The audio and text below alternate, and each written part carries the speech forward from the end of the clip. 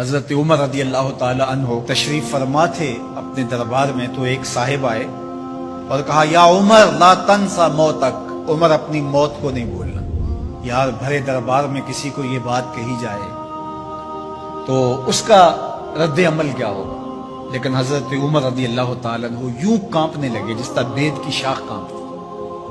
اس کو قریب کیا، محبت کی، کہا اگر تو روز آ جایا کرے اور یہ جملہ مجھے کہا کرے تو تیری مہربانی ہوگی، مہینے کے بعد مشاہرہ بھی دیا کر۔ روز آتا ہے، بھری مجلس میں کہتا ہے عمر موت کو نہیں بھولنا۔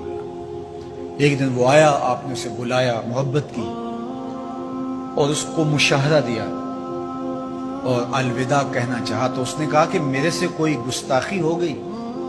کہا نہیں، کوئی ایسی بات نہیں۔ کوئی اور شخص آنے لگا؟ فرمایا نہیں۔ تذکیر موت کی ضرورت نہیں رہی؟ فرمایا نہیں، ایسی بھی کوئی بات نہیں۔ تو پھر مجھے چھٹی کیوں دی جا رہی ہے؟ تو حضرت عمر رضی اللہ تعالیٰ عنہ رو پڑے، داڑھی پہ ہاتھ رکھا، ایک بال الگ کیا، کہا یہ دیکھ میری داڑھی میں سفید بال آ گیا، اب تیرے آنے کی ضرورت نہیں ہے، یہ بال ہی مجھے موت یاد کرواتا رہے۔ ہماری تو پوری داڑھی بھی سفید ہو جائے نا۔ میاں صاحب بولے ہڈیاں کمبن گوڈے کھڑکن تے اڑ گیا لک تیرا، ہڈیاں کمبن گوڈے کھڑکن تے اڑ گیا لک تیرا، اجے بھی بدیوں باز نہ آئوں جیو مرد دلیرا، فما اصبرہم علی النار۔ اللہ قرآن مجید میں فرماتا ہے لوگوں کا آگ پر کتنا حوصلہ ہے، کتنی ڈٹائی سے، دلیری سے کہہ دیتے ہیں یہ جہاں مٹھا اگلا کس نے ڈٹا۔ جب ہم کسی کے جنازے کو کندھا دیتے تو ہم سمجھتے ہیں اسی کے جنازے کو کندھا دیا، یہ نہیں سوچتے کہ یہ وقت ہمارے اوپر بھی آنے والا ہے۔ خیر کن فلاں و غنیمت شمار عمر، زاں کے بیشتر بانگ برایت کے فلاں نماد۔ شیخ سعدی فرماتے ہیں کہ اے صاحب نیکی کر لے اور غنیمت شمار کر اس عمر کو، اس سے قبل کہ تیرے لیے بھی اعلان ہو جائے کہ فلاں بھی چلا گیا۔ پہلے تو سپیکروں میں اعلان ہوتا تھا، فیس بک پہ خبر آتی ہے فلاں بھی چلا گیا، فلاں بھی چلا گیا۔ اس سے قبل کہ یہ آواز آ جائے، یہ اعلان ہو جائے، یہ خبر مشتہر ہو جائے کہ فلاں بھی چلا گیا، تو یہ خبر آنے والی ہے، آج نہیں تو کل، کل نہیں تو پرسوں۔ تو کہا کثرت کے ساتھ موت کو یاد کرو، اس سے تمہارے دلوں کا زنگ اترے گا، تم اپنی آخرت کی طرف متوجہ ہو گئے۔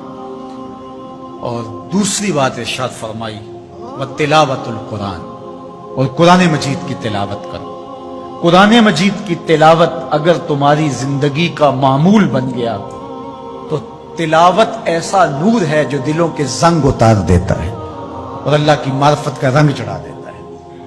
اس لیے دو چیزیں دلوں کے زنگ اتارتی ہیں، ایک کثرت کے ساتھ موت کو یاد، اس کے لیے کوئی نصاب نہیں پڑھنا پڑتا، کسی کے پاس جا کے بیٹھنا نہیں پڑتا، یہ خاموش مبلغ ہے، اس مبلغ کو سننے کے لیے سفر کر کے نہیں جانا پڑتا، اس کو کسی ٹیپ ریکارڈر کے اندر محفوظ کر کے کان کے ساتھ نہیں لگانا پڑتا، کوئی بٹن آن نہیں کرنا پڑتا، اب لائٹ ہے اب سن سکوں گا، اب لائٹ چلی گئی اب نہیں سن سکوں گا، اس کے لیے کوئی وقت متعین اور مقرر نہیں ہے۔ یہ ایسا مبلغ ہے، یہ خاموش واعظ ہے، جب چاہو اس کو سن سکتے ہو۔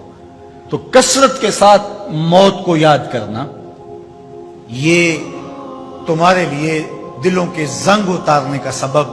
اور دوسری چیز ارشاد فرمائی وَتِلَاوَةُ الْقُرْآنِ، اور قرآن مجید کی تلاوت۔ جب قرآن مجید کی تلاوت معمول زندگی بن جاتی ہے تو دلوں کے زنگ قرآن مجید اتارتا ہے۔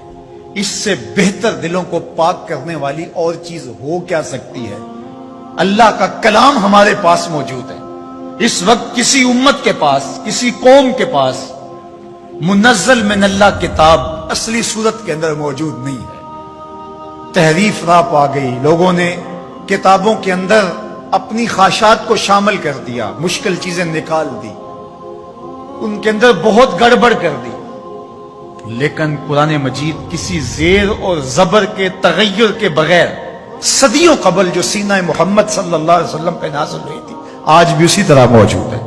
ایک زیر اور زبر کا فرق بھی نہیں ہے۔ یہ ایک یقین ہمارے ساتھ جڑا ہوا ہوتا ہے کہ یہ ہمارے رب کا کلام ہے، یہ ہمارے محبوب کریم کے سینہ انور پہ اترا تھا۔ یہ اس کتاب کا اعزاز ہے۔ تو کہا کہ اس کتاب کی کثرت کے ساتھ تلاوت